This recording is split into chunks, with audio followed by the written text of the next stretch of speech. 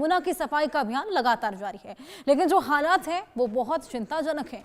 यमुना नदी में अब असरगरपुर के लिए सैंपल में जनवरी 2024 में फिकल कॉलिफॉर्म बैक्टीरिया तकरीबन 79 लाख की बात कर रहे हैं। फरवरी 2025 की रिपोर्ट अनुसार ये आंकड़ा 1,60,00,000 तक पहुंच गया, जो कि बहुत ही चिंता का विषय है। ऐसे में सवाल ये खड़ा होता है कि क्या पूर्व की आप सरकार यमुना के आंकड़ों के साथ खिलवाड़ कर रही थी या अभी केमिकल वेस्ट ज्यादा बढ़ गया है। दिल्ली विधानसभा चुनाव 2025 के दौरान यमुना का मुद्दा सबसे ज्यादा चर्चा में रहा। उसके बाद लगातार ये सवाल उठते रहे कि यमुना साफ कब हो पाएगी। मैं मौजूद हूँ अभी यमुना के घाट पर और अभी की स्थिति आप देखेंगे कि किस तरीके से प्लास्टिक जो है पूरा बिछा हुआ है, कूड़े का अंबार लगा हुआ है और ये पूरा इलाका जो है ये है कालिंदी कुंज का इलाका। और अभी देखेंगे कि जिस तरीके से जो ताज़ा आंकड़े आए हैं, ताज़ा आंकड़े के अनुसार जो असगरपुर का इलाका था वहाँ पर जो फिकल कैलिफॉर्म बैक्टीरिया 79 लाख पहले हुआ करता था, वो अब यानी कि फरवरी 2025 की जो रिपोर्ट आई है, ताज़ा रिपोर्ट जो आई है, उसके अनुसार यहाँ पर 1,60,00,000 तक फिकल कैलिफॉर्म बैक्टीरिया का जो आंकड़ा है वो पहुँच गया। यानी कि सवाल उठता है कि क्या जो पहले आंकड़े जारी किए जाते थे वो झूठे थे या अभी जो आंकड़े जारी किए जा रहे हैं क्या उसमें कोई गड़बड़ी है। क्योंकि जिस तरीके से कूड़ा कचरा साफ किया जा रहा है, यमुना में पानी को लेकर के काम किया जा रहा है, दावा ये किया जा रहा है कि 1,300 टन कचरा जो है यमुना से निकाला गया है, तो उसके बाद भी ये फिकल कैलिफॉर्म बैक्टीरिया इतना ज़्यादा कैसे हो सकता है। क्या नाले के माध्यम से सीवर का पानी ज़्यादा छोड़ा जा रहा है, ये सवाल जो है उठता है। इसी को दिखाने के लिए मैं आपको लेके आया हूँ। असगरपुर इसी के बाद पड़ता है, ये जो कालिंदी कुंज का इलाका आप देख रहे हैं, इसके बाद जो है असगरपुर का जो इलाका है वो पड़ता है। एक चर्चा जो है अब करना अभी एक और ज़रूरी है कि जो दिल्ली के 7 पॉइंट्स हैं, 7 पॉइंट्स के यमुना के जो सैंपल हैं वो विफल हुए हैं अपने नॉर्म्स को फॉलो करने में। मैं इसी पे बात करूंगा आज। हमारे साथ में विक्रम जी हैं और विक्रम जी और नैतिक दोनों यमुना पे काम कर रहे पिछले कई सालों से। सर, सबसे पहले आपसे जानेंगे कि क्या आप जब देखते हैं यहाँ पर साफ़ सफाई करें, अभी ये स्थिति इस तरीके से है, इसमें क्या कठिनाई है, आखिर इतनी ज़्यादा गंदगी क्यों है यहाँ पे? गंदगी तो ये कई सालों से चल रही है और अभी कुछ ज़्यादा बढ़ गई है। और जमुना के अंदर जिस तरह दिल्ली में नालों को डाला जा रहा है उसके कारण क्या हो रहा है कि एक तो जमुना दूषित हो रही है, दूसरा प्लास्टिक बुरी तरह डल रहा है। आसपास जो कंस्ट्रक्शन साइट्स हैं वहाँ से मलबे को यहाँ पे डाला जाता है, तो कहीं ना कहीं यमुना को दूषित करने का यही कारण है। और आप देख सकते हैं कि यहाँ पे जिस तरह मवेशी घूम रहे हैं, गाय है, भैंसें घूम रही हैं, और वो जब यहाँ से आप सोचिए पानी पी के जाएंगी, जल पीकर जाएंगी, तो उसको पीने के बाद कितने लोग बीमार होंगे ये आप सोच सकते हैं। बड़ा सवाल आपने कहा, नैतिक आपसे पूछेंगे, आप इधर आ जाइए।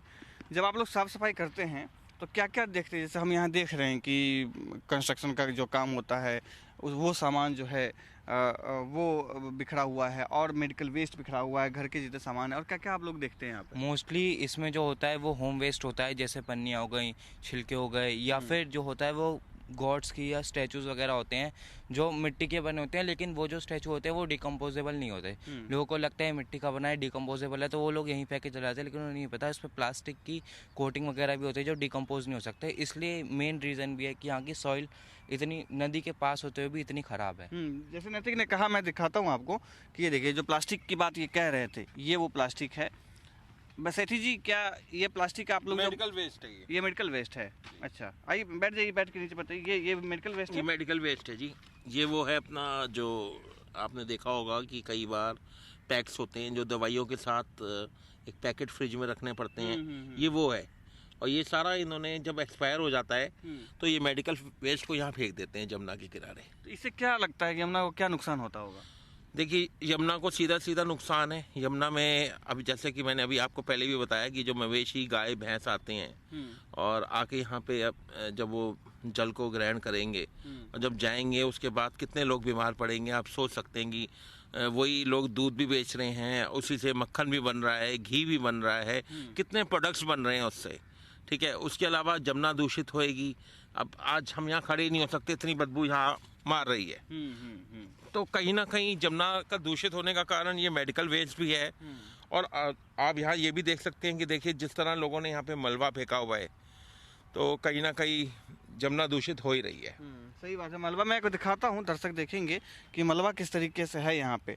जो प्लास्टिक की बात नैतिक कह रहे हैं या विक्रम सेठी जी कह रहे हैं, वो प्लास्टिक आपको यहाँ पे भरपूर दिखाई देगा। मेडिकल वेस्ट जो है वो यहाँ पे आपको भरपूर दिखाई देगा। जो घरों में इस्तेमाल किए जाते हैं प्लास्टिक, वो सारा यहाँ पे इस्तेमाल दिखाई आपको फेंका हुआ दिखाई देगा।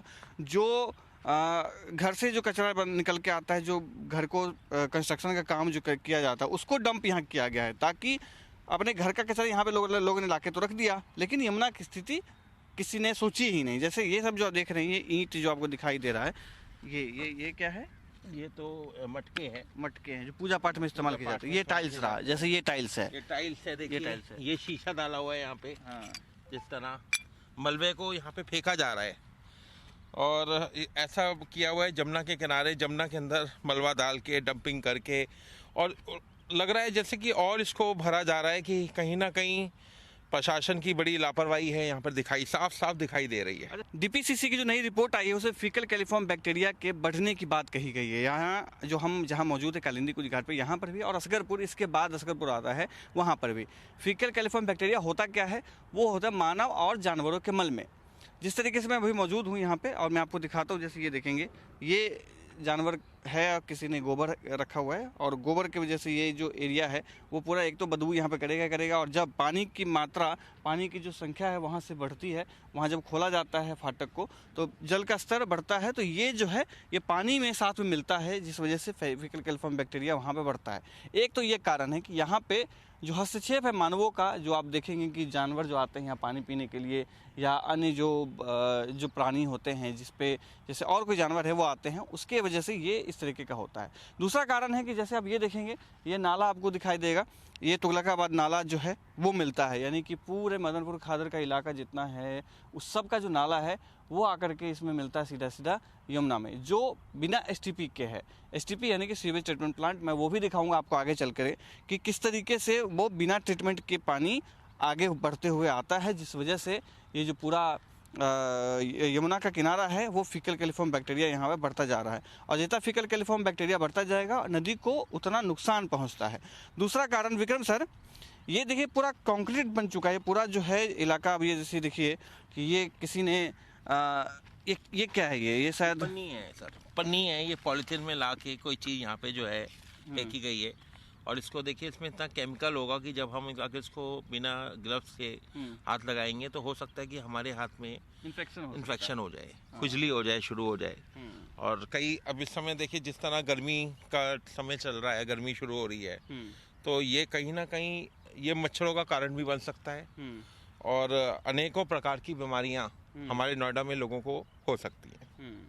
दिल्ली एनसीआर में तो ये बहुत ही बड़ा कारण है कि यमुना एक जो गंदा है, उसकी वजह से कई बीमारियां जो हैं वो आती हैं। अभी देखिए ये जो इलाका है, यहाँ पे पूरा कंक्रीट बन गया हुआ है, ऐसा लग रहा है जैसे कि सड़क बना दी गई हो, पक्की सड़क जो बन जाती है, तो इसी तरीके कुछ दिखाई देता है।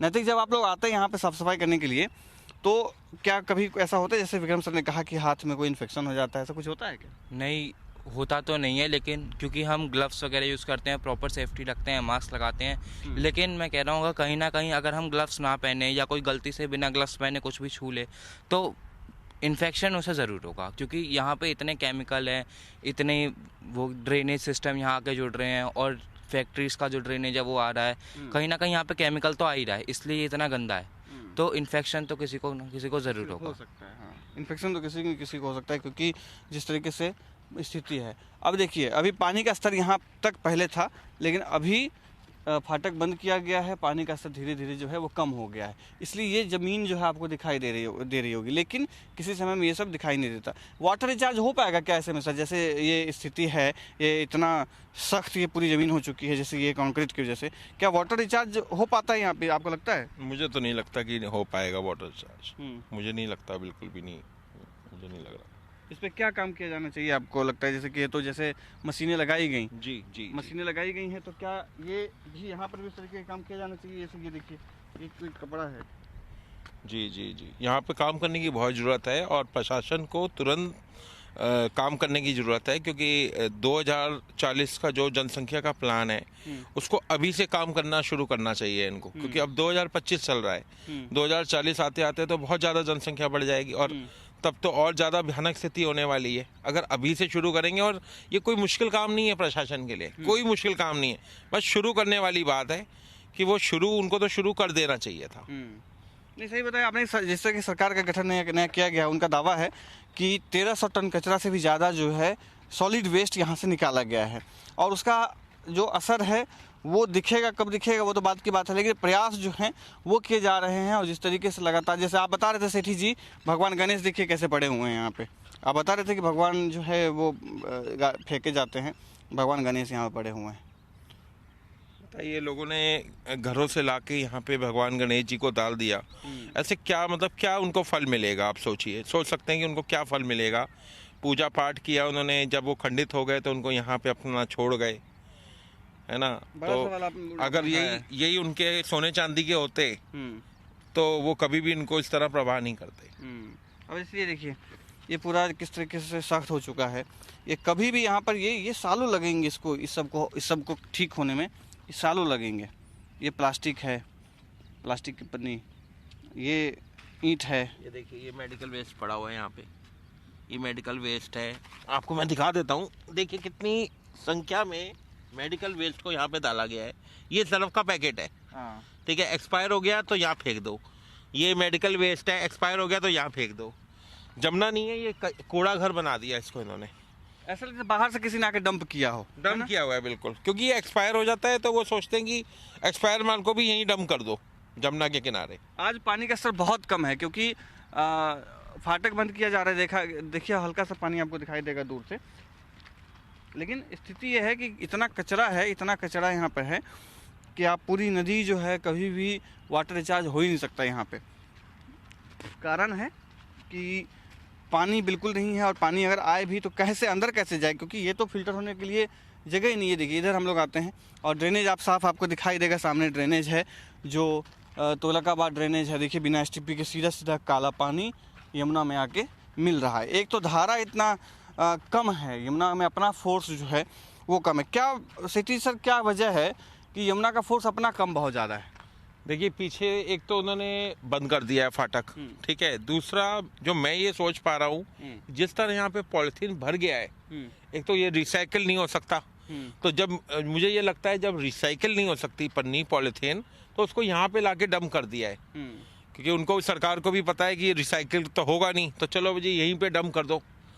जानवर खाएंगे इसको और खाकर अपना बीमार पड़ेंगे, और फिर वही आप सोचिए कि पूरी एक साइकिल की तरह चलेगा कि लोग बीमार होंगे दूध पीने से, दूध का मक्खन, मक्खन का घी का पनीर, वो सबसे बीमारियां। आप सोचिए कि जगह जगह पूरे शहर में अस्पतालों की तो एक वो आ गई है कि अस्पताल ही अस्पताल, स्कूल से ज़्यादा अस्पताल खोल रहे हैं। तो ऐसा क्यों हो रहा है?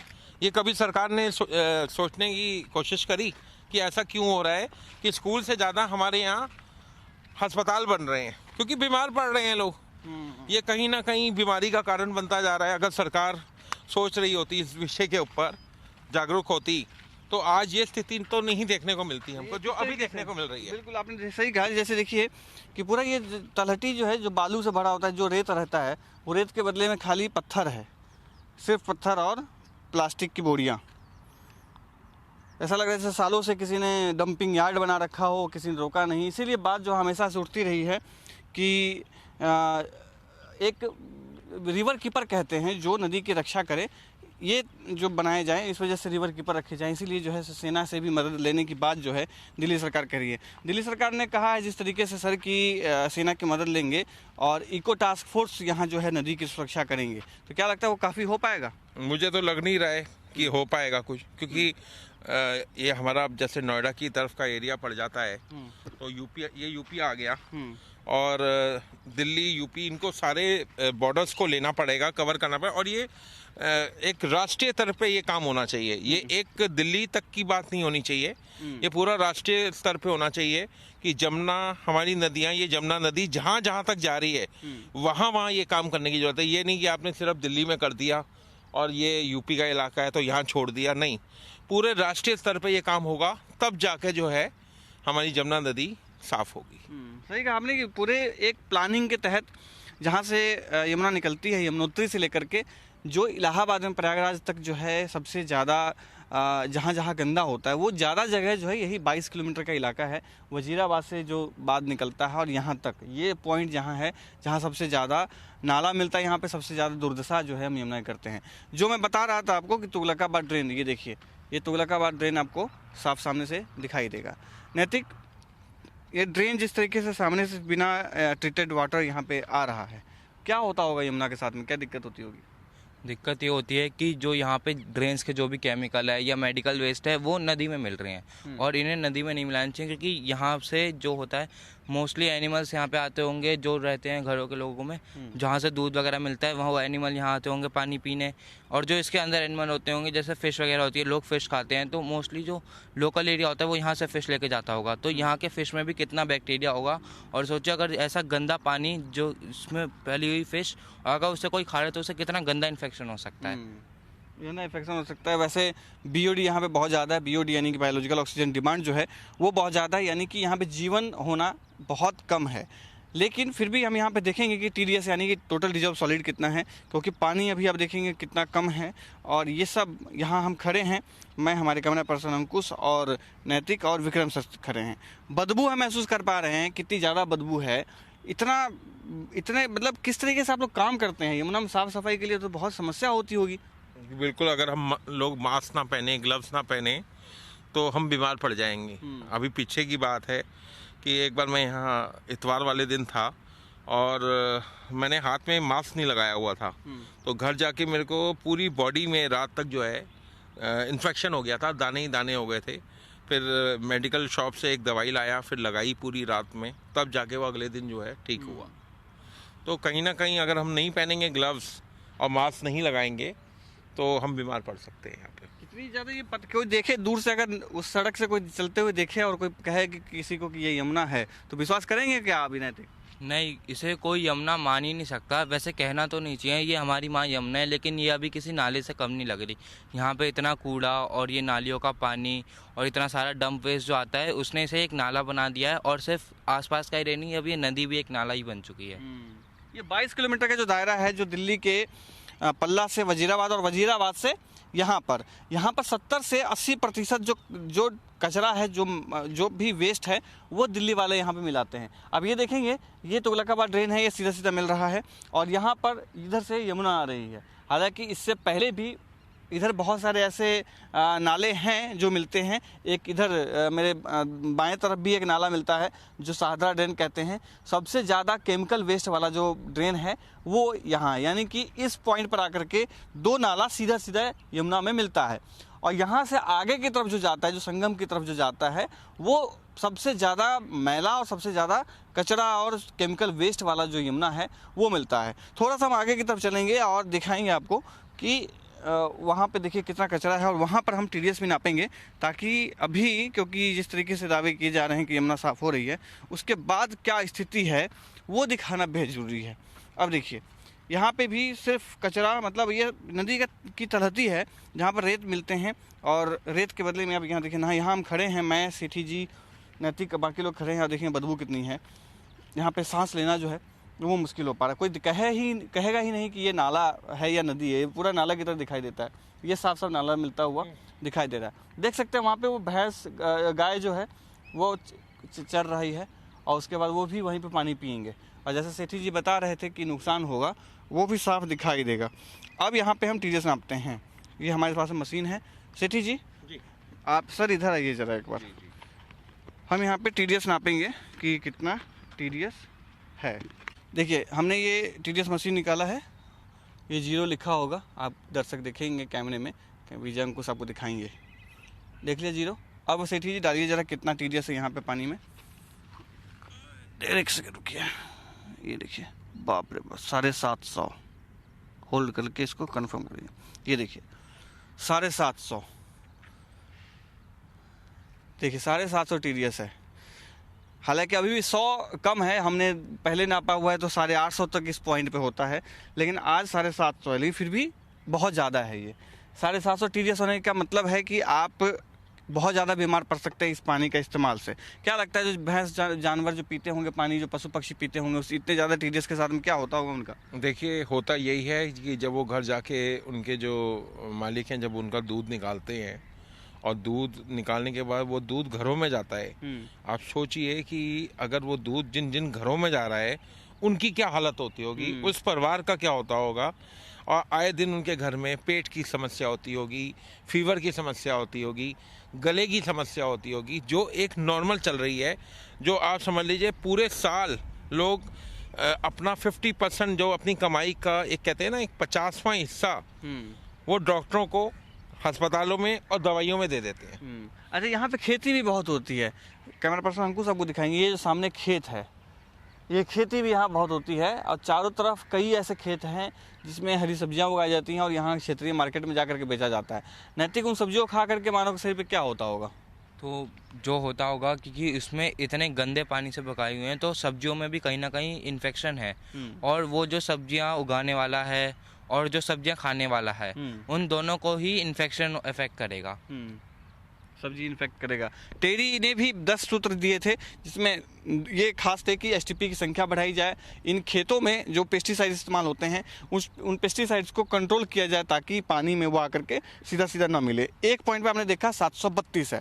थोड़ा सा आगे की तरफ चलते हैं ताकि और हम वहाँ चलते हैं सर, वहाँ पे समझ में आ जाएगा और कितना अलग अलग करके पानी। आप देखिए, अरे आराम से सर, आराम से, कोई बात नहीं, ठीक है। यहाँ पे नापते, यहाँ पे कितना ज़्यादा है सेठी जी, थोड़ा सा आगे आइए आप। यहाँ पे हमने 0 किया, फिर से 0 देखेंगे। नैतिक 0 है, देख लिया। अब यहाँ पे हम लोग डालते हैं, यहाँ पे कितना है, थोड़ा सा मत 2-3 कदम आगे है। देखिए यहाँ पे 800 है, मतलब मात्र दो कदम की दूरी पे आप देखेंगे कि 867 आपको दिखाई देगा। 867 यानी बस ये 2 कदम की दूरी पे 100 जो मात्रा है टीडीएस की, वो पीपीएम जो है बढ़ गया है, 100 पीपीएम बढ़ गया है। इतनी ज़्यादा स्थिति खराब, पीछे की ओर जा रहे हैं, पीछे की तरफ बढ़ रहा है कि उधर जब हम किया था वो आगे की ओर घट रहा था। हम जितना पीछे जाएंगे ये और बढ़ता जाएगा, क्योंकि उधर से इन्होंने रोक रखा है पानी, और उधर जितना हम और उधर चले गए तो मुझे लगता है ये 900 भी हो सकता है। हाँ, 900-950 तो हमने नापा हुआ है। जी। यानी कि हम लोग अभी इधर की तरफ बढ़ेंगे तो जहाँ जहाँ पानी बहता हुआ है थोड़ा सा टीडीएस ठीक होता जा रहा है, कम होता जा रहा है, लेकिन जहाँ जहाँ पानी रोका जा रहा है टीडीएस वहाँ ज़्यादा है। एक बात मैं और कहना चाहूँगा, कहीं ना कहीं मुझे जो लगता है कि सरकार का बोझ भी बढ़ रहा है। अगर सरकार इस बात पे विचार करे, इसको साफ करवाए, तो जो उनके सरकारी अस्पतालों में रोज की जो 8000 के करीब की ओपीडी होती है, जिसमें से मैक्सिमम लोग इसी पेट की बीमारियों से, गले की बीमारियों से आए हुए होते हैं, वो कहीं ना कहीं आप देखिए पूरा एक सर्कल घूम रहा है कि यहाँ से भैंसे गाय चर के यहाँ से जाती हैं, उनके जो ग्वाले वो उनको दूध निकालते हैं, वो बेचते हैं, दूध मक्खन घी खा के लोग बीमार पड़ते हैं। और फिर ओपीडी यहाँ का नोएडा में जो ओपीडी, अगर आप सोमवार वाले दिन जाएं तो आप समझ लीजिए 8000 के करीब ओपीडी होता है, लाइनें लगी हुई होती हैं। तो सरकार का देखिए कितना बोझ हल्का होगा। सरकारी अस्पताल में भीड़ लगी रहती है, अगर सरकार इस पर ही ध्यान देगी तो कहीं ना कहीं मुझे लगता है कि वहाँ पे उनका जो बोझ होगा हल्का हो जाएगा। इस तरह सरकार का काफ़ी पैसा जो है वेस्ट हो रहा है। हाँ, साफ सफाई, नदी अगर गंदा हम कर रहे हैं तो नदी साफ सफाई करने के लिए जो पैसे खर्च किए जा रहे हैं वो भी तो हमारा ही पैसा है ना, हम भी तो हमारे ही टैक्स का पैसा है वो। और कहीं ना कहीं जो है सरकार को सोचना चाहिए, सरकार कोई अपने पास से तो ला नहीं रही, ये तो जनता का टैक्स का पैसा है जिससे वो काम करेगी। और आम जनता की भागीदारी आप कितना मानते हैं? आम जनता, क्योंकि कचरा तो आम जनता ने डाला हुआ है। जी। देखिए, मैं आम जनता की भी पूरी भागीदारी मानता हूँ, और इसमें क्या है कि हर कोई जिम्मेवार है। हम खुद भी अपने आप को इसका जिम्मेदार मानते हैं कि कहीं ना कहीं हम लोग के घर से लोग कचरा तो ले जाते हैं, मगर हमें ये नहीं पता कि वो फेंकते कहाँ पर है। तो इस कारण हम अपने आप को भी कसूरवार मानते हैं कि हमने उनसे आज तक उन लोगों से ये नहीं पूछा कि भैया तुम कबाड़ तो हमारे घर से ले जाते हो, मगर फेंकते कहाँ पर हो। सही, बड़ा सवाल है। अब एक चीज़ और दिखाता हूँ कि ये काला पानी जिस तरीके से आपको दिखाई दे रहा है, और पत्थर देखेंगे वो नीचे पत्थर की स्थिति किस तरीके से हो चुकी है, रंग ही उसका बदल चुका है। 3 रंग आप सीधा आपको दिखाई देगा। जो पानी के सबसे नज़दीक पत्थर है उसके रंग आपको दिखेंगे, उससे थोड़ा सा ऊपर आप देखेंगे उसका रंग अलग आपको दिखाई देगा,